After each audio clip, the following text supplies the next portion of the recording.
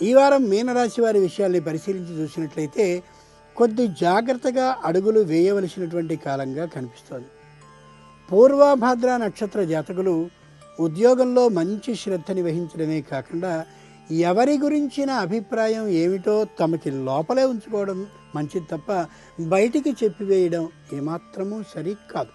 ఉత్తరాభాద్ర నక్షత్ర జాతకులు తమ వ్యాపారంలో భాగస్వాములతో ఏదైనా చిన్న పొరపచ్చాలు ఏర్పడ్డా కానీ ఆ విషయాన్ని తమ మనసులో ఉంచుకుని ఒక అంచనాలోనే ఉండాలి తప్ప ఆ విషయాన్ని బహిరంగపరిస్తే దానివల్ల మొత్తం వ్యాపారానికి ఇబ్బంది కలిగే అవకాశం బాగా కనిపిస్తోంది.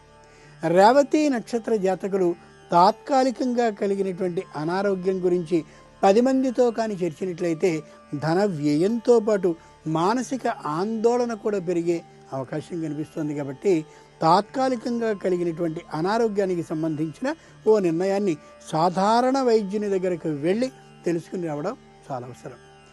ఈ వారం ఈ రాశివారు ఆంజనేయునికి సంబంధించినటువంటి పంచరత్న స్తోత్రాలని పఠించుకుంటూ ఉండడం మంచిది. వినాయకునికి సంబంధించిన నవరాత్ర కాలం అత్యుత్తమమైన కాలం కాబట్టి ఈ కష్టాలన్నిటినీ దాటడం కోసం 9 రోజుల్లో ఒక రోజున వినాయకుని పూర్తి చక్కనైనటువంటి నవనీతంతో అలా కప్పివేయడం కానీ లేదా గంధంతో ఒక్కసారి అలా అభిషేకం చేయడం కానీ చాలా అవసరం.